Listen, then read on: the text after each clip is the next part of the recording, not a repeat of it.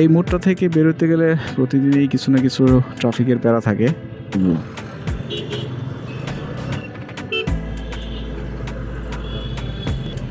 মানে বলার আসলে কিছু নাই।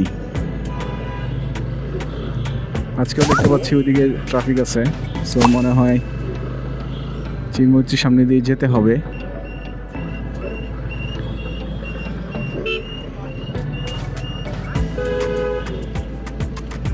ইদানিং এই শরৎদি হাসপাতালের সামনে থেকে একদম গণভবন পর্যন্ত ট্রাফিকের একটা বেশ প্রেশার থাকে।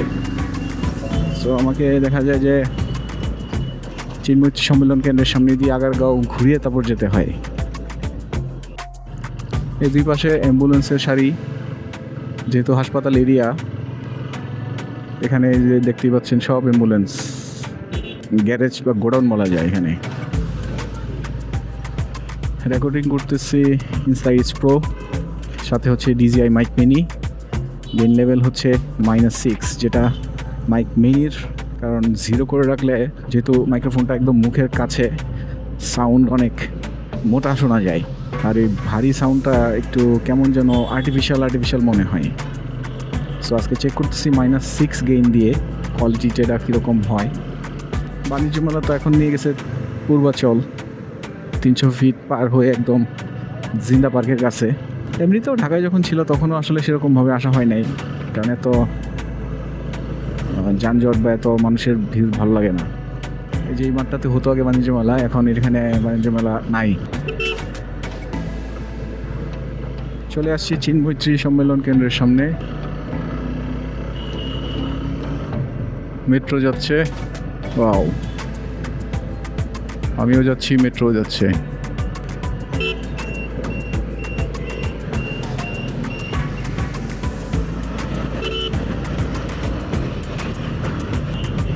বিজয় সরণি মেট্রো স্টেশনের নিচ দিয়ে ঢুকে গেলাম। সাইড দিয়ে কি যাওয়া যাবে? বের হয়ে গেলাম বিজয় সরণি মেট্রো স্টেশনের নিচ দিয়ে। যেতে থাকি, আর কোনো অপশন তো এই মুহূর্তে নাই, যেহেতু এই রাস্তায় ঢুকে গেছি। সো যেতে হবে এদিক দিয়েই। সিগন্যালটা তো ছাড়ছে কি না,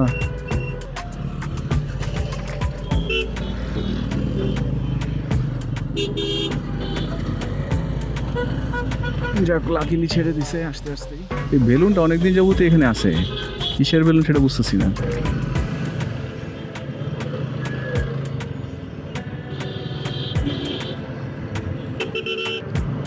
উঠে যাচ্ছি বিজয় সরণিতে, রেঞ্জ ফ্লাইওভার নামে যেটা পরিচিত।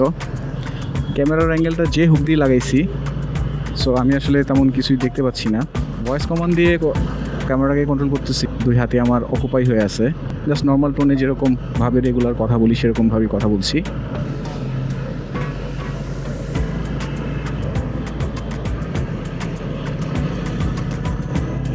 এলিভেটেড এক্সপ্রেসওয়েতে এখন পর্যন্ত বাইকের প্রবেশ নাই, সো আমার সাজেশন না দেওয়াই ভালো। কী করে, একবার বামে যায় একবার ডানে যায়, বুঝলাম না তো কিছুই ওর কাহিনী।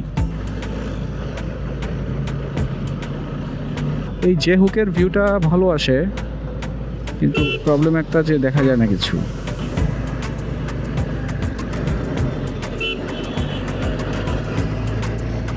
হচ্ছে তেজগাঁও পলিটেকনিক, ঢাকার পলিটেকনিক, বাট সৌভাগ্যবশত ওটা একবারই পার হতে পারছি। এই এলাকায় এখন অনেক সরকারি স্থাপনা আছে, অনেক সরকারি গুরুত্বপূর্ণ অফিস আদালত আছে। উঠে যাব মগবাজার উড়াল সড়কে, মগবাজারের উপর দিয়ে চলে যাব। এটা রানিং আছে রোডটা, সবাই টুকটুক করে চলতেছে। এই যে কাজগুলা কি শেষ হবে আদৌ? কবে যে শেষ হবে এই কাজগুলা? এইখানে আবার কিসের জটলা, হায় হায়। কাছাকাছি এসে এই অবস্থা কেন? বাইক থাকলে তো আসলে সমস্যা নাই, না এদিকে অনেক গাড়ি চাপ। ঘটনাটা তো বুঝতে পারলাম না, কাকরাইলে যাওয়ার পথে এত ট্রাফিক কেন? কারণটা অবশ্য অজানা, বলতে পারতেছি না।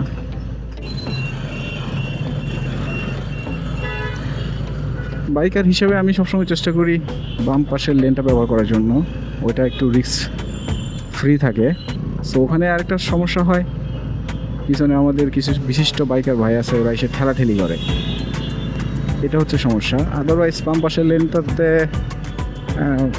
মোটামুটি ভালোভাবেই চালানো যায়, খুব একটা সমস্যা হয় না।